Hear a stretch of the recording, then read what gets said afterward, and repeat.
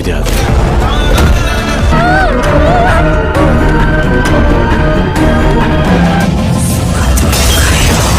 Welcome to my channel. இன்னைக்கு இந்த வீடியோவில் தரமான 5 கிரைம் த்ரில்லர் படங்களை பற்றி தான் பார்க்க போகிறோம். இந்த 5 கிரைம் த்ரில்லர் படங்களும் தமிழ்லேயே இருக்குது. சரி, ஓடிடியில் போய் பார்க்கணுமான்னு கேட்டிங்கன்னா அதுதான் கிடையாது. யூடியூப்லேயே இந்த படம் ஃப்ரீயாக அவைலபிளாக இருக்குது. சில படங்கள் டெலீட் ஆக கூட வாய்ப்பு இருக்குது. மேக்ஸிமம் படம் இருக்க தான் செய்யும். சில படம் மட்டும் வந்து சாதாரண அப்லோட் பண்ணுவாங்க. அதனால் அது டெலீட் ஆக கூட வாய்ப்பு இருக்குது. அதை மனசில் வச்சுக்கோங்க. இப்போ லிஸ்ட்டில் நம்ம ஃபஸ்ட்டாக பார்க்க போகிற படம் சீக்ரெட் அப்படின்றது. இந்த படம் மலையாள படம் தான். 2024 ரிலீஸ் ஆச்சு. இந்த படத்தில் தயான் தான் முக்கியமான ரோல் பண்ணியிருப்பாரு. அதே மாதிரி அபர்நாத் தாஸும் இந்த படத்தில் ஒரு முக்கியமான ரோல் பண்ணியிருப்பாங்க. டாடா படத்தில் வந்தாங்கல்ல, அவங்க ஒரு முக்கியமான ரோல் பண்ணியிருப்பாங்க. சீக்ரெட் அப்படின்ற பேர்லேயே இந்த படம் தமிழ் டப்பிங்கில் இருக்குது.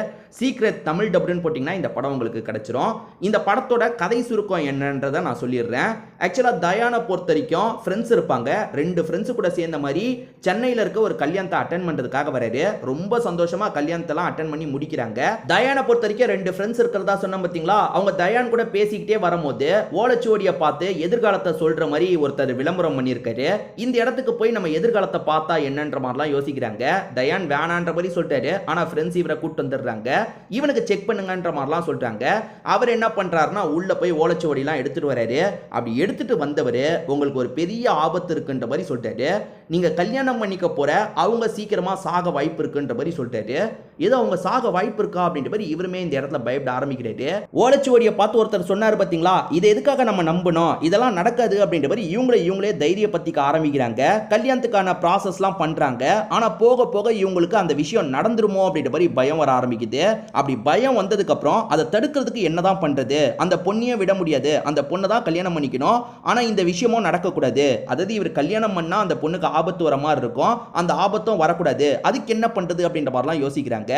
வேற ஒரு 3 உயிரை காப்பாத்தினா இதை நிறுத்தலான்ற மாதிரி ஒரு ஆப்ஷன் இருக்கிறது இவங்களுக்கு தெரிய வருது. தன்னோட ஃபியான்சேவை காப்பாத்துறதுக்காக நிறைய முயற்சிலாம் எடுக்கிறாரு. கடைசியில காப்பாத்தினாரா இல்லையான்னு சொல்றது தான் இந்த படத்தோட கதையா இருக்கும். கண்டிப்பா ஒன்ஸ் ட்ரை பண்ணி பார்க்கலாம். பார்க்காதவங்க இந்த படத்தை பார்த்துருங்க.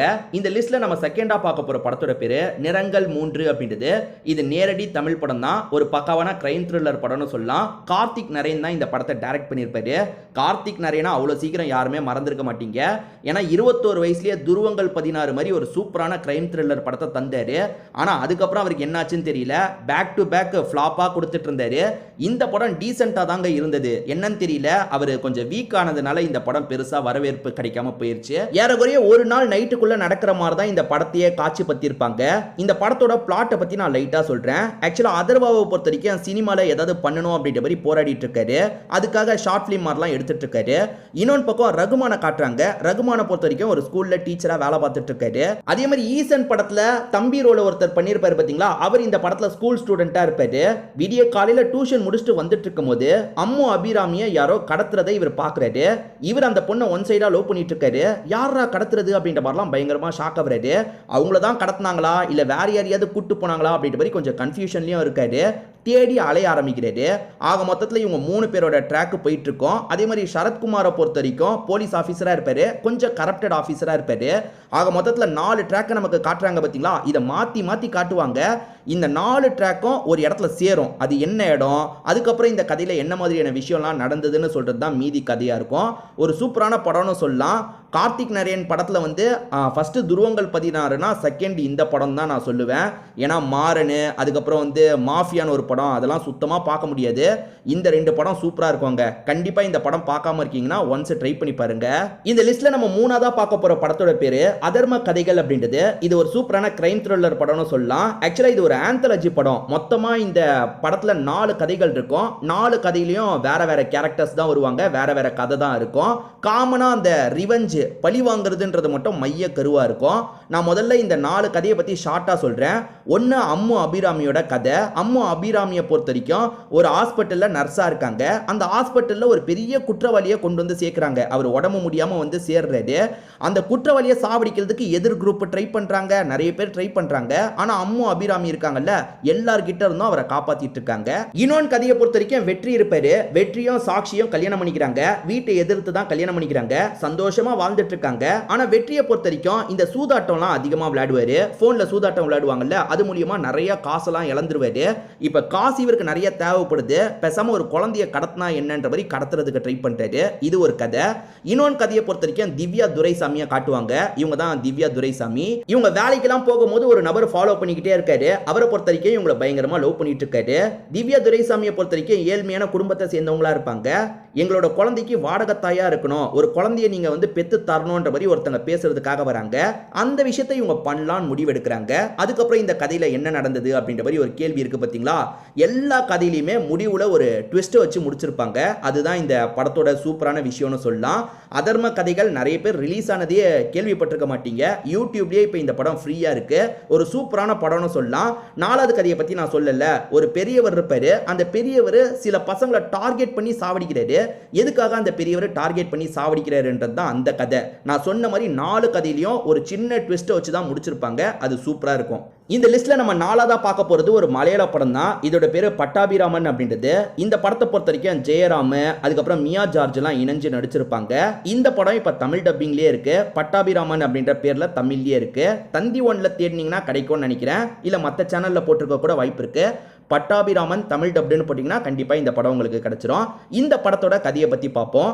ஜெயராமை பொறுத்த வரைக்கும் ஃபுட் சேஃப்டி ஆஃபீஸராக இருப்பார். ரொம்ப நேர்மையாக இவரோட வேலையை பார்ப்பாரு. அதாவது ஃபுட்டில் யார் ஏமாத்துத்தனம் பண்ணாலும் சரி அவங்கள உடனே அவங்களுக்கு உரிய தண்டனையெல்லாம் வாங்கி தருவார். இப்படி இவர் பண்ணுறதுனாலேயே எனிமிட்டி சம்பாதிக்கிறாரு. ஒரு பெரிய ஆள் கூட வந்து இவருக்கு பிரச்சனை ஏற்பட்டது. அந்த பெரிய ஆள் இருக்கார்ல, இவரை பர்சனலாக காலி பண்ணும், இவரோட லைஃபையே காலி பண்ணணும்னு நிறைய விஷயங்களை பண்ணுறாரு. அதனால ஜெயராம் ரொம்ப பாதிக்கப்படுறாரு.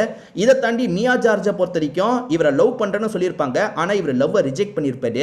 அதனால மியா ஜார்ஜும் சில வேலையெல்லாம் பண்றாங்க. கொஞ்சம் வில்லத்தனமான சில வேலைகள்லாம் பண்றாங்க. அதெல்லாம் என்ன வேலை?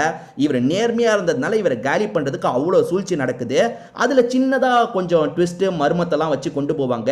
முடிவுல தான் என்ன விஷயம் நடக்குதுன்றது நமக்கு தெரியும். ஒரு நல்ல படம்னு சொல்லலாம். அதாவது மலையாள படத்தை பொறுத்த வரைக்கும் ஸ்லோவா போகும், கொஞ்சம் கொஞ்சம் காமெடியெல்லாம் வச்சிருப்பாங்க. அதை தாண்டி லைட்டா சஸ்பென்ஸ் கிரைம்லாம் வந்து முடிவுல வரும். இந்த படத்தை ஒன்ஸ் ட்ரை பண்ணி பார்க்கணும்னா பாருங்க, ஒரு அபவ் ஆவரேஜான படம்னு சொல்லலாம். இந்த லிஸ்ட்ல நம்ம கடைசியா பார்க்க போற படத்தோட பேரு பூட் சவுண்ட் அப்படின்றது. இது ஒரு மலையாள படம் தான். சூப்பரான படம்னு சொல்லலாம். இப்ப தமிழ் டப்பிங்லயே இந்த படம் அவைலபிளா இருக்கு. பூட் சவுண்ட் அப்படின்ற மாதிரி சர்ச் பண்ணீங்கன்னா இந்த படம் உங்களுக்கு கிடைச்சிரும். ஒரு பக்காவான சஸ்பென்ஸ் த்ரில்லர் படம். சுரேஷ் கோபி இந்த படத்துல போலீஸ் ரோல் தான் பண்ணியிருப்பாரு. நான் முதல்ல இந்த படத்தோட கதையை பத்தி சொல்றேன். ஒரு காதல் ஜோடியை நமக்கு காட்டுறாங்க. இவங்களோட லவ்வுக்கு வீட்டில் எதிர்ப்பு இருக்கு. அதனால இவங்க 2 பேருமே கொஞ்ச நாள் ஒரு ரெசார்ட்ல ஸ்டே பண்ணலாம், அதுக்கப்புறமா கல்யாணம் பண்ணிக்கலாம் அப்படின்ற மாதிரிலாம் யோசிக்கிறாங்க. இவங்க 2 பேருமே சேர்ந்து அந்த ரெசார்ட்டுக்கு வந்துடுறாங்க. அந்த ரெசார்ட்டை ஒரு பெரியவர் தான் நிர்வாகம் பண்ணிக்கிறாரு. அதாவது வரவங்களுக்கு சமைக்கிறதுல இருந்து எல்லா விஷயத்தையும் அந்த பெரியவர் தான் பண்ணுவாரு. இப்படி வந்ததுல இந்த காதலி மர்மமான முறையில் கொல்லப்படுறாங்க. நம்ம ஹீரோவும் விசாரிக்கிறதுக்காக அந்த இடத்துக்கு வந்துடுறாரு. அப்படி வரும்போது இந்த காதலும் ஒரு கதையை சொல்றாரு. அதே மாதிரி அங்க இருக்க பெரியவர் ஒரு கதையை சொல்றாரு. உதாரணத்துக்கு இந்த காதலன் சொல்ற கதையில அந்த பெரியவரோட ஆக்டிவிட்டி சுத்தமா சரியில்லை, அந்த பெரியவர் தான் இந்த பொண்ணை சாவடிச்சிருக்க வாய்ப்பு இருக்குன்ற மாதிரி சொல்றாரு. இதை தாண்டி அந்த பெரியவர் கிட்ட விசாரிச்சா அந்த பெரியவர் என்ன சொல்றாருன்னா இவன் தான் அந்த பொண்ணை சாவடிச்சிருக்க வாய்ப்பு இருக்குன்ற மாதிரி இந்த காதலனை பிளேம் பண்ற மாதிரி சொல்றாரு. இதுதான் கேஸ்ன்னு பாத்தீங்கன்னா வேற ஒரு பக்கம் மர்ம ஆளுங்க என்ன பண்றாங்கன்னா அடுத்தடுத்து போலீஸுங்களா கொலை பண்ணிட்டு இருக்காங்க. இந்த கொலையெல்லாம் பண்றது யாருன்ற மாதிரி சுரேஷ் கோபி விசாரிக்கிறாரு. கடைசியில கண்டுபிடிச்சாரா இல்லையான்னு சொல்றது தான் மீதி கதையா இருக்கும். ஒரு சூப்பரான சஸ்பென்ஸ் படம்னு சொல்லலாம். முடிவுல தான் எதுக்காக இந்த விஷயத்தெல்லாம் பண்றாங்கன்றதை நமக்கு காமிச்சிருப்பாங்க. நல்லாவே இருக்கும். இந்த லிஸ்ட்ல நான் சொன்ன 5 படங்களுமே நல்லா இருக்கும். இந்த 5 படங்கள்ல ஏற்கனவே நீங்க எந்தெந்த படங்களை பார்த்திருக்கீங்க, பார்த்ததுல எந்த படங்கள்லாம் உங்களுக்கு பிடிச்சது, எந்த படம்லாம் உங்களுக்கு சுத்தமா பிடிக்கலன்றதை கண்டிப்பா கமெண்ட் செக்ஷன்ல சொல்லுங்க. ஏன்னா இந்த வீடியோவை பார்க்குற மற்றவங்களுக்கு அது யூஸ்ஃபுல்லா இருக்க வாய்ப்பு இருக்கு. திரும்பி வேற ஒரு வீடியோல நம்ம பார்க்கலாம்.